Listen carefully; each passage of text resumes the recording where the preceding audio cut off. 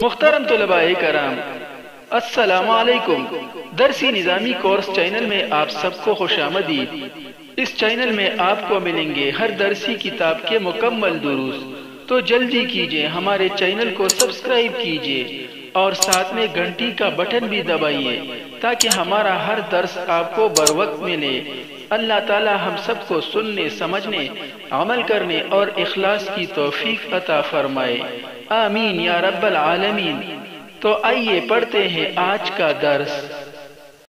نحمدہ ونصلی علی رسولہ الکریم، اما بعد فاعوذ باللہ من الشیطان الرجیم، بسم اللہ الرحمن الرحیم۔ تمرین۔ محترم طلباء کرام، پچھلے 2 اسباق میں ہم نے الدرس العشرون یعنی 20ویں درس کو پڑھ لیا۔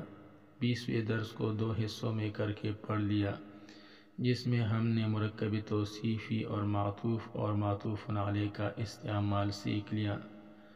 آج انشاءاللہ اس کی تمرین کریں گے تاکہ ہمیں مزید پختگی حاصل ہو۔ تو اب آئیے تمرین کا آغاز کرتے ہیں۔ عربی میں ترجمہ کریں۔ یہ نیچے کچھ جملے دیے گئے ہیں، ان کا عربی میں ترجمہ کرنا ہے۔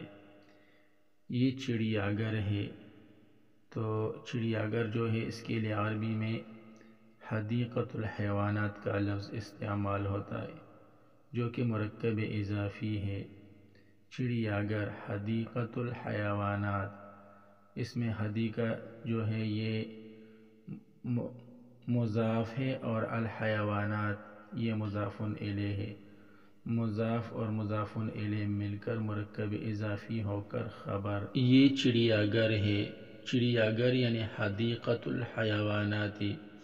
اس میں حدیقۃ چونکہ مؤنث ہے اور یہاں پر مشار الیہ ہے، اس لیے اس کے لیے اس میں اشارہ بھی مؤنث لائیں گے، یعنی ہذہ لائیں گے۔ یہ چڑیا گھر ہے، ہذہ حدیقۃ الحیوانات، ہذہ مبتدا اور حدیقۃ الحیوانات یہ خبر۔ مبتدا خبر مل کر جملہ اسمیہ خبریہ۔ اس میں شیر ہے، فیہا اسد، چونکہ حدیقۃ مؤنث ہے اس لیے اس کی طرف جو ضمیر لوٹائی گئی وہ بھی مؤنث لوٹائی گئی۔ فیہا اسد، اس میں شیر ہے، شیر طاقتور جانور ہے۔ الاسد حیوان قوی، الاسد حیوان قوی، اور اس میں خرگوش ہے۔ وفیہا ارنب، چونکہ چڑیا گھر میں یعنی حدیقۃ چونکہ مؤنث ہے اس وجہ سے اس کی طرف مؤنث ضمیر ہا لوٹائی گئی۔ ہا واحد مؤنث غائب کی ضمیر ہے تو وہ حدیقۃ کی طرف لوٹائی گئی۔ چونکہ حدیقۃ مؤنث ہے تو اس وجہ سے اس کی طرف جو ضمیر لوٹائی گئی وہ بھی مؤنث ہے، اور اس میں خرگوش ہے۔ وفیہا ارنب، خرگوش کمزور جانور ہے۔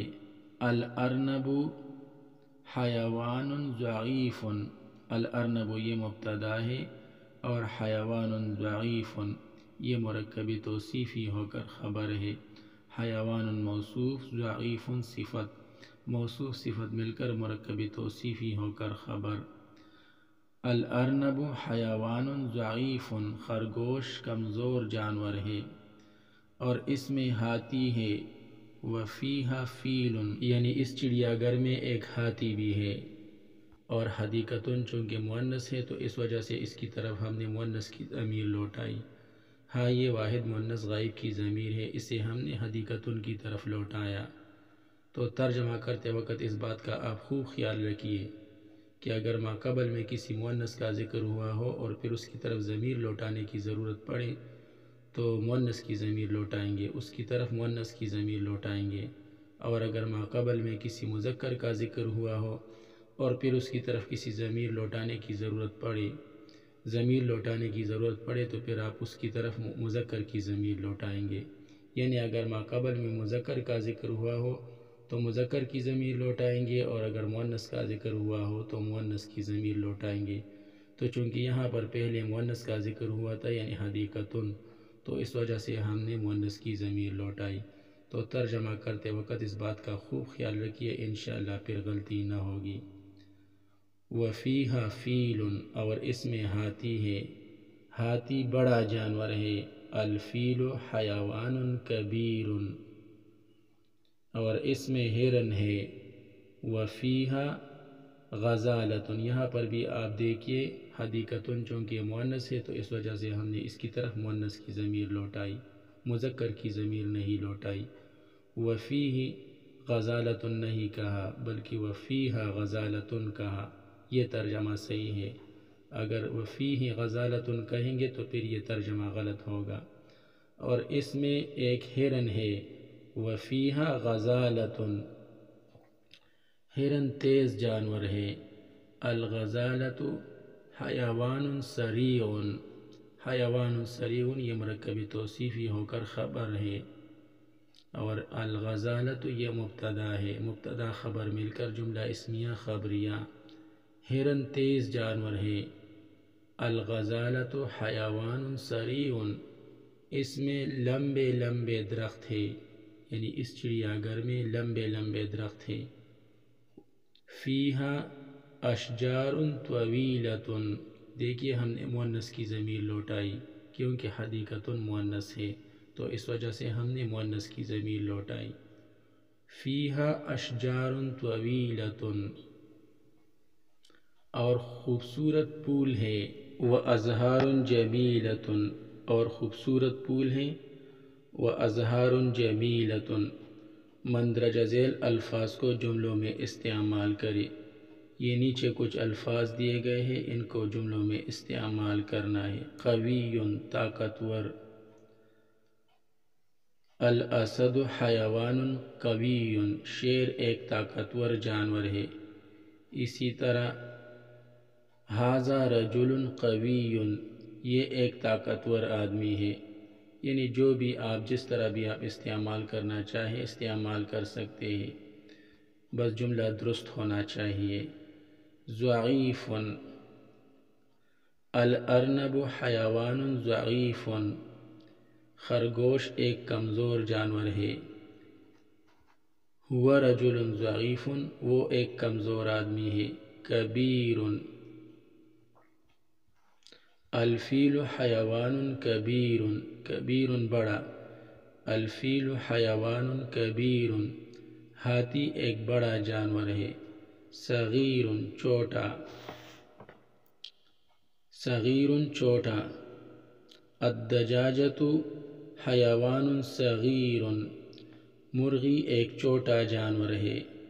متوسط درمیانہ، الحمام طائر متوسط، کبوتر ایک درمیانہ پرندہ ہے۔ جمیل، الطاووس طائر جمیل، جمیل یعنی خوبصورت، تو الطاووس طائر جمیل، مور ایک خوبصورت پرندہ ہے۔ قبیح بدصورت، الغراب طائر قبیح، کوا ایک بدصورت پرندہ ہے۔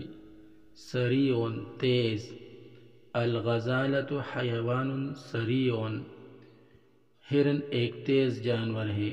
ماکر مکار چالاک، الثعلب حیوان ماکر، لومڑی ایک مکار جانور ہے، ایک چالاک جانور ہے۔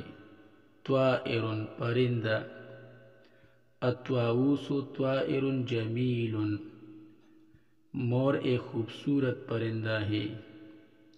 الحمام طائر ضعیف، کبوتر ایک کمزور پرندہ ہے۔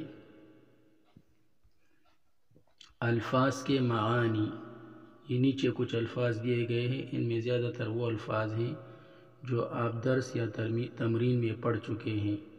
فلاح کسان، ارنب خرگوش، مزرعۃ کھیت، قط بلی یا بلہ، حصان گھوڑا، دجاجۃ مرغی۔ جمل اونٹ، حمام کبوتر، جاموس بھینس، طاووس مور، بقرۃ گائے، اسد شیر۔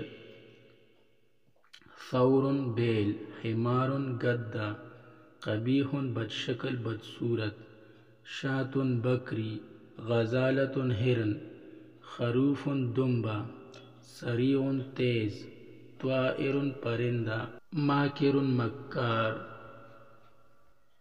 فیل ہاتھی، غراب کوا، ثعلب لومڑی، قوی طاقتور مضبوط، حدیقۃ الحیوانات چڑیا گھر۔